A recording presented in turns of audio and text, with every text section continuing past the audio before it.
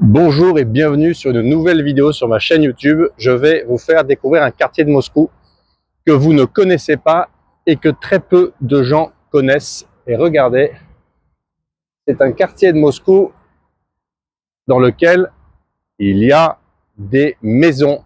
Je me situe aujourd'hui dans Moscou Centre, enfin dans la zone de métro, exactement, dans la zone de métro, à la station Sokol. Sokol, c'est une station sur la ligne verte qui part vers le nord-ouest de la capitale et on doit être à peu près à une douzaine, 10-12 km du Kremlin. Et en fait, je me trouve dans le village des artistes, le village Sokol. En fait, c'est une espèce de particularité qu'il y a dans la capitale.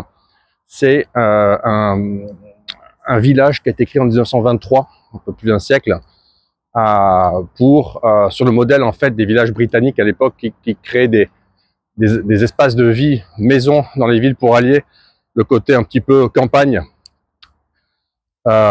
et urbanisation. Et en fait, c'est un village coopératif qui a été créé sous Lénine, je crois, et qui a eu un statut particulier à l'époque. Et il est devenu célèbre parce que de nombreux artistes s'y sont installés. Donc vous pouvez voir en fait autour de moi des barrières, puis il y a des maisons, des grandes et des petites. Alors je sais, tout le monde va me demander, ouh là là, des maisons à Moscou Centre, c'est génial avec un jardin, c'est là qu'on veut habiter, etc. Bien sûr, il y a quelques objets encore à vendre et quelques objets à louer, mais les prix sont peu raisonnables, tant à l'achat qu'à la location, parce que vous vous doutez bien que c'est un certain confort en fait de pouvoir habiter dans le centre d'une grande ville, mais dans une maison, voilà, la sonnette qui est trop sympa. Et donc les prix sont très élevés. Donc ça coûte, les maisons coûtent plusieurs centaines de milliers d'euros, voire d'atteindre le million d'euros. Et les locations sont démesurées aussi. Mais c'est très sympa parce que il y a un aspect entre guillemets village au cœur de la ville. Alors si vous vous intéressez à la Russie et vous vous intéressez aux réalités de la Russie d'aujourd'hui, vous pouvez vous abonner à ma newsletter Le Rêve Russe. Vous voyez en face, il y a des immeubles. Vous pouvez vous abonner à ma newsletter Le Rêve Russe, c'est une newsletter que j'écris tous les mardis et dans lequel je parle de la Russie d'aujourd'hui, je raconte ma vie, je raconte les réalités de la Russie d'aujourd'hui et vous pouvez donc vous y abonner et la recevoir, c'est gratuit. Et comme ça, vous serez informé de tout ce qui se passe ici, vous serez informé des nouveautés, des nouvelles lois, des événements, de nos voyages, de tout ce qu'on fait avec la expatriation autour de la Russie. Voilà, c'est toujours informatif, ça vous permet d'avoir une autre vision des choses. Donc je mettrai le lien vers la newsletter Le Rêve Russe dans le premier commentaire, mais aussi dans le descriptif de cette vidéo. Alors aujourd'hui, je vais faire une vidéo parce qu'on m'a posé plusieurs fois la question, et je voudrais répondre par une vidéo, c'est plus simple que de faire des emails séparés. La question c'est en fait, quid du travail en Russie? J'ai fait une conférence début de l'année 2025 sur le travail, où j'avais expliqué un petit peu quid du travail en Russie aujourd'hui pour les étrangers, quid du travail en général. Allez à la maison. Et en face, de l'autre côté de la rue, un immeuble stalinien. Marrant, hein? Sympa. On à gauche dans le complexe. Quid du travail en Russie? Aujourd'hui, vous êtes nombreux à vous poser cette question cruciale, essentielle, qui est la question du travail en Russie. Quelles sont vos chances de trouver un travail en Russie, etc. Et je voudrais revenir sur ce sujet assez important. J'avais fait une vidéo je crois, début novembre 2023, donc il y a à peu près 18 mois, où j'avais un point de situation. Le moins qu'on puisse dire, c'est que vous pouvez la retrouver. Elle s'intitule Chômage zéro, mais pas de travail pour les Européens. Et vous pouvez la réécouter et écouter cette vidéo actuellement et faire un comparatif d'évolution. Et le moins qu'on puisse dire, c'est que la situation a peu bougé en fait. Qu'est-ce qu'on a comme situation globale aujourd'hui? Qu'est-ce qui se passe? Tout d'abord, on a une économie russe qui a connu 2 fortes années de croissance après 2022, donc 2 fortes années de croissance en 2023 et 2024.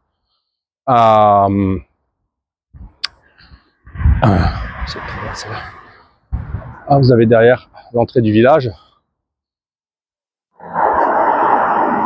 les drapeaux et le monument I Love Sokol. Il y a le bleu Sokol. Donc, qu'est-ce qu'on a comme situation? On a une économie russe en forte croissance. On a une économie russe qui a eu une croissance de 3,5% en 2023, de 4,1% en 2024, et on attend une croissance plus faible en 2025, de 2,5%, 1,5%, 2,5%. verra. Mais ça veut dire sur l'ensemble du pays, donc dans les zones où il y a de l'activité économique, comme Moscou, comme l'Oural, etc., ça veut dire des croissances beaucoup plus fortes de 3, 4, 5, 6%. Donc on a dans ces zones une forme de plein emploi. Et en plus du plein emploi, il y a même une pénurie de personnel. Okay, une pénurie de personnel. Il manque des gens. Il manque des ouvriers, il manque des livreurs, il manque des vendeurs, il manque des boulangers, il manque de tout. Donc, on est plutôt sur une économie dans laquelle, dans les grands bassins de population importants, dans lesquels il y a de l'activité industrielle et économique, Moscou, Saint-Pétersbourg, les régions de Moscou et de Saint-Pétersbourg, l'Oural, etc. La maison, là. Pas mal, non? Centre de Moscou. On a pénurie de gens, pénurie de main-d'œuvre, pénurie de main. Il y a eu une forte hausse de salaire dans énormément de secteurs d'activité, notamment dans l'industrie. Manque de médecins, manque d'infirmières.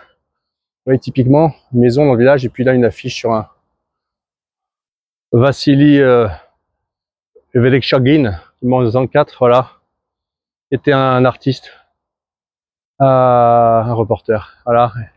Et la rue est à son nom, en fait. Donc, en fait,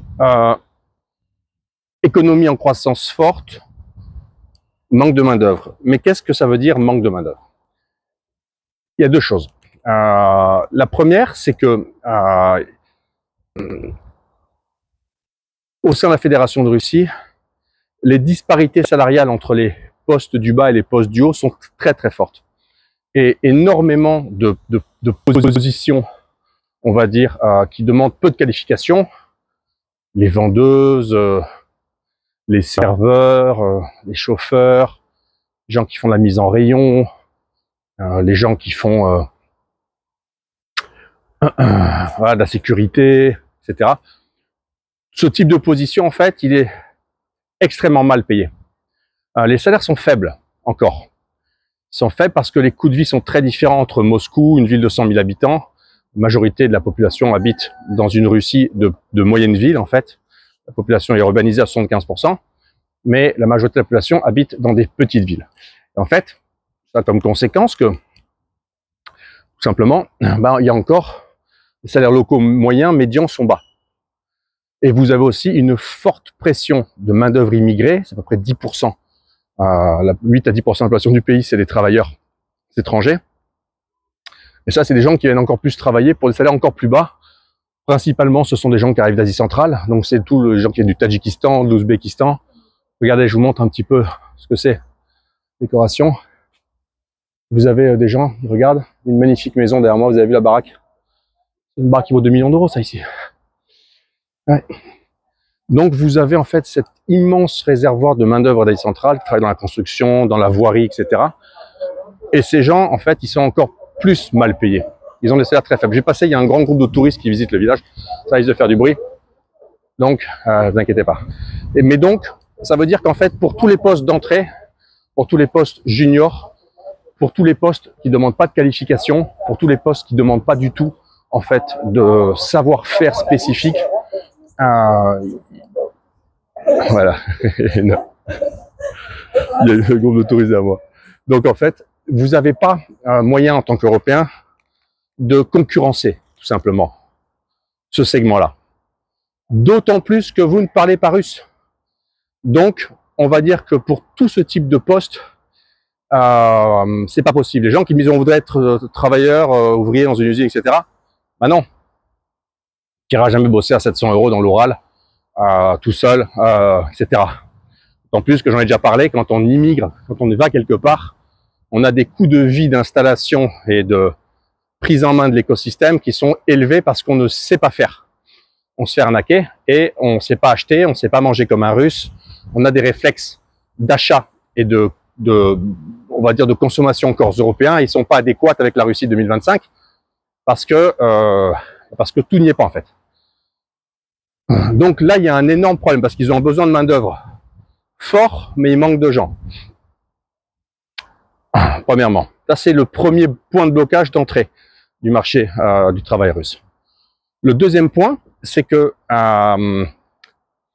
Pour des postes un peu plus qualifiés, on va dire, là, il y a moins de manque, en fait.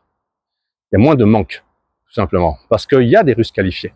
La Russie est le pays qui produit le plus d'ingénieurs au monde en proportion de la population. Vous allez voir, petite rue traditionnelle. Voilà, une maison. Pas mal, non? Et donc, en fait, vous avez là une forte concurrence en tant qu'étranger avec des Russes qualifiés locaux. Et mettez-vous à la place d'un employeur russe. Certes, un Européen va être qualifié, il va être brillant, il va amener du savoir-faire. On va dire, moi, il y a encore une affiche dans le village. Puis là, il y a une petite maison un peu plus, vous voyez, un peu plus petite, maison neuve. Donc en fait, vous êtes un employeur russe. Vous avez un Européen qualifié. Finalement, il ne parle pas russe. Vous avez aussi un doute énorme sur sa capacité d'intégration en Russie, parce qu'il faut que ça marche. Et puis, vous avez la nécessité, si non russophone, d'avoir un environnement professionnel organisé pour qu'il puisse survivre sans langue russe. Donc ça veut dire que soit il faut communiquer en anglais avec le reste de l'équipe, soit il lui faut une traductrice, etc. Mais c'est des problèmes, c'est des poids, c'est complexe, c'est lourd, c'est risqué. Et donc, et ça coûte cher. Parce qu'un Européen qui vient travailler en Russie, il veut un salaire européen, évidemment. Il veut vraiment un salaire local qui est faible. Donc, si c'est un cadre qualifié, il va avoir des attentes ou des points de référence de rémunération qui sont plutôt similaires à ce qu'il avait dehors. Donc là, il y a un énorme problème. Et pour l'instant, le marché de l'emploi russe n'est pas encore assez on va dire, en hyper surchauffe au niveau de ce type de profil, de besoin de ce type de profil pour que se crée une dynamique d'aspiration, malgré tout, au forcing, avec de la casse, pourquoi pas, de profils, en fait, étrangers, occidentaux, non russophones, et avec des compétences X, Y, Z. On accompagne aujourd'hui des Européens, des Occidentaux, des Américains dans ce type de dynamique de recherche d'emploi, et ce qu'on voit, c'est que c'est compliqué, en fait. C'est compliqué parce que si une non-préparation des structures d'embauche, des entreprises russes, tout simplement, à avoir des Européens. Ils n'en ont pas l'habitude, ils n'en ont pas la culture, et donc ils préfèrent essayer de côtoyer et s'éviter d'avoir à affronter ce problème, en fait, pour être plus clair. On a discuté l'autre jour, j'ai fait une visite, je l'ai posé sur le Telegram, de l'écosystème de Sber, vous savez, l'ancienne Sberbank qui est devenue Sber. J'avais posté les chiffres, je crois, vous voyez l'air de jeu là, j'avais posté les chiffres, je crois qu'ils ont 0,4% du staff qui est étranger, mais c'est peut-être 450 personnes, mais c'est uniquement des gens des centrales russophones. Ils ont quelques occidentaux, je crois qu'il y en a deux, un spécialiste en IT et un italien qui fait de l'architecture, le bureau, mais voilà, c'est des postes particuliers, top niveau, top level, c'est des CDC, et donc voilà. Donc le marché d'emploi russe aujourd'hui, malheureusement, pour les gens en recherche d'activités salariées en Russie, il est super dur à percer. Alors, ça ne veut pas dire qu'il n'y a pas d'Européens qui bossent salariés. Ça dépend aussi beaucoup des positions. Petite vue de derrière du chemin. Pas mal, non? Il y a. Mais le truc, c'est que, par exemple, voilà, si vous êtes, on va dire, vous êtes jeune, vous êtes, je sais pas, dans l'IT, vous êtes un minima russophone, en tout cas, vous êtes en dynamique d'apprentissage actif de la langue russe, vous avez des papiers, parce que là aussi se pose la question, se pose la question des documents. Tant que vous êtes demandeur de l'entreprise d'un permis de travail, qui est généralement le visa de travail VKS pour les travailleurs hautement qualifiés valable 3 ans, eh bien toutes les entreprises russes ne sont même pas en état juridique, administratif et capable de vous l'obtenir. Donc la solution, c'est de basculer directement sur des permis de séjour de résidence, sachant que le permis de séjour, ça Sachant que le permis de séjour de 3 ans idéologique, le RVP, permet d'être embauché, mais uniquement dans le sujet juridique dans lequel on a un enregistrement. Donc vous êtes à Moscou, si vous trouvez un boulot en banlieue de Moscou, vous pouvez pas bosser. Et sachant qu'énormément d'entreprises demandent pour travailler pour un étranger de l'étranger lointain, tel que les Occidentaux, le permis de résidence, le VNJ, le Vid na Žitelstvo. Parce que le Vid na Žitelstvo, c'est plus connu et compris administrativement par les services RH, et parce que en sournois, eh bien, il implique que vous ayez passé le test de langue et que donc c'est une forme de sécurité que vous êtes censé à minima parler suffisamment le russe niveau B1, B2 pour pouvoir être à minima opérationnel, compréhensible et comprendre ce qu'on vous dit. Donc, il y a vraiment toute une espèce de comme une commode avec plein de tiroirs de complexité. Et encore une fois, Moscou, c'est Moscou, Saint-Pète, c'est Saint-Pète, mais dès qu'on sort de ces deux grandes capitales, on est sur des endroits qui sont beaucoup plus fermés, avec une non-culture des Occidentaux, une non-habitude d'avoir des Occidentaux, une non-expérience pratique d'embauche d'Occidentaux, tout simplement parce qu'on n'a pas le besoin. Il faut bien comprendre que, ça c'est quelque chose de vraiment important, il faut comprendre que business occidental en Russie, entreprise américaine, européenne, on va dire, qui était présente sur le marché russe, 2022, avaient quand même fortement russifié leurs équipes, hein, ça a commencé en 2014, ça a duré, et donc quand le choc est arrivé, bien on avait des équipes russo-russes déjà, et ces entreprises, c'était à peu près, je pense, 2% des emplois. Ah ouais, 75 millions d'actifs en Russie, hein. Quand vous citez un géant comme Auchan, Leroy, c'est 30 000 personnes. Donc l'ensemble des structures, on va dire, occidentales, qui étaient là, elles représentaient peut-être de 3% des actifs. Donc, que la moitié soit partie, ça n'a rien changé, puisque les gens qui travaillent dans ces boîtes-là, ils ont envie de trouver du boulot ailleurs avec 4% de croissance. Les autres entreprises russes concurrentes qui, elles, sont restées, qui ont repris les parts de marché des entreprises françaises, ont eu de la croissance, donc elles ont embauché. Donc voilà. Donc, de facto, ça s'est encore plus russifié avec l'opération militaire et ça a rendu encore plus opaque et russo-russifié le marché de l'emploi. Donc, maintenant, vous êtes professeur de français, vous habitez à Rostov, vous pouvez travailler à la fac. Moi, j'ai parlé récemment avec un Français qui est dans une ville, il est au Bachkortostan, au Bachkirie. Il a pris le passeport russe, il est enseignant à l'école publique, il vit là-bas. Voilà, Nicolas. Donc, il a son salaire local, sa femme travaille, ils vivent 100% la russe, et lui, il est arrivé. C'est un persévérant, il a les bons papiers, il parle couramment russe, et par conséquent, il lui a été beaucoup plus facile de s'intégrer.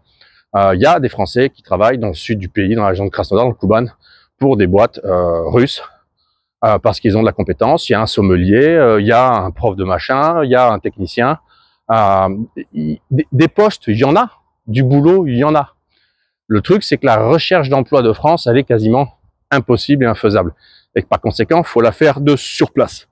De sur place, avec en parallèle avoir avancé sur la dimension administrative pour être embauchable, en parallèle avoir avancé sur la dimension linguistique pour être encore plus embauchable. Et par conséquent, tout ça, c'est la maison des Schtroumpfs, grosse Merco. Donc tout ça, en fait, c'est compliqué, tout simplement.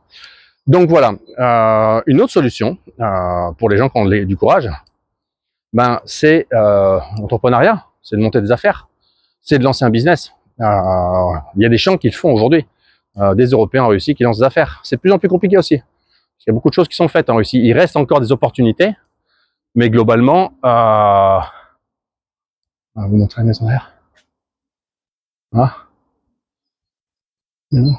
Il reste des opportunités. Moscou Centre, c'est déroutant, hein. Allez, le prochain groupe de touristes, je l'emmène là. Prochain groupe de visiteurs, on fait la balade du village des artistes. Personne, c'est magnifique. Les oiseaux. Donc, voilà. Entrepreneuriat. Je vais vous montrer un truc qui va vous faire marrer. Vous allez voir la Russie.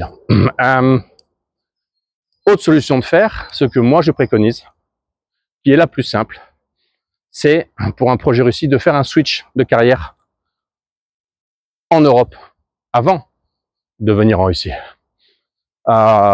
L'idée, c'est quoi? Ben, c'est de faire des activités, de développer des activités en ligne. Alors, je vais vous montrer une baraque de fou. Vous allez voir les voitures dans la Russie. Hein? Ouh là là! Les voisins tchétchènes. Donc, changer d'activité de France. Développer un changement brutal de carrière, passer en ligne, se protéger techniquement du point de vue type d'activité, localisation, pouvoir facturer dehors, faire tout ça en ligne et venir en Russie sans en parler à personne, travailler de Russie tout en ne disant pas à la plateforme ou à l'employeur ou au client que vous facturez que vous êtes en Russie, en disant que vous êtes ailleurs. Ça implique un peu de discipline, de publication, réseaux sociaux, etc., de discrétion, mais c'est parfaitement faisable. Beaucoup de gens le font. Beaucoup de gens le font aujourd'hui et ça marche très bien parce que ça vous permet d'avoir des revenus en euros d'un certain haut niveau, en fait, tout simplement. Des revenus en euros avec un pouvoir d'achat qui du coup est beaucoup plus fort parce que vous vivez et dépensez en roubles.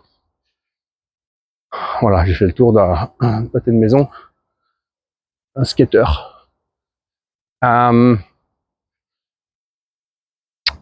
Voilà un peu les remarques sur la situation du marché de l'emploi aujourd'hui.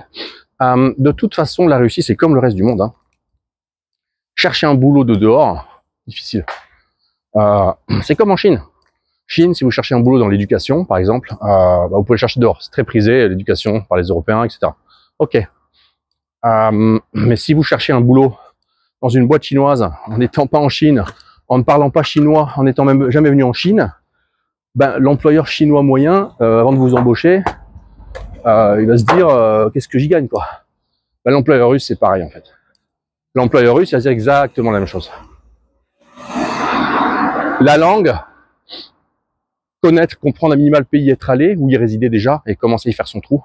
Évidemment, c'est tout ça est beaucoup plus simple pour un homme jeune qui se trouve une copine russe, qui va l'aider à s'intégrer, qui va l'appuyer logistiquement, techniquement, administrativement, linguistiquement, accélérer son intégration et lui permettre de lui donner un peu de ressources, de temps, de répit pour chercher un travail sur place. Mais c'est pas le cas de tout le monde, et pour les familles franco-françaises, c'est pas le cas. Bien sûr. Donc, voilà. À cœur vaillant, rien d'impossible. La situation est très changeante, elle va vite. L'économie russe continue à se développer et les besoins en capital humain vont continuer à augmenter sur des spécialisations. Mais pas d'espoir, peu d'espoir pour des gens qui ont des qualifications à minima. Mais de toute façon, ces gens-là, ils en auront de moins en moins d'espoir dans les économies modernes et surtout des pays en réémergence, comme c'est le cas dans les BRICS. Parce que dans tous les pays des BRICS, il y a une capacité d'absorption de main-d'œuvre périphérique des provinces profondes du pays ou de pays pauvres environnants, une migration de travail qui va être toujours disponible. C'est des bassins énormes de gens serviles qui travaillent pour que dalle et par conséquent, vous ne leur ferez pas et jamais concurrence. Ce qu'il faut que vous visiez à ce moment-là, c'est une réorganisation de votre activité en Europe pour pouvoir faire les choses à distance qui vous permettent de déménager en Russie et de continuer à travailler à distance, ou alors d'avoir un coup d'idée et de vous lancer sur de l'entrepreneuriat et du business dans votre nouveau pays, la Russie. Si vous vous intéressez à en savoir plus sur le travail en Russie, vous pouvez m'écrire dessous dans les commentaires, me contacter par mail, contact@russepatreation.com, posez vos questions et on va faire aussi bientôt une formation sur le travail en Russie, la création d'entreprise et comment développer du business en Russie. C'est tout pour aujourd'hui. Merci de m'avoir écouté. Je vous dis à très bientôt pour une nouvelle vidéo sur la chaîne du Fruitien. Et vous pouvez vous inscrire à ma newsletter, le Rêve Russe. Le lien est dessous.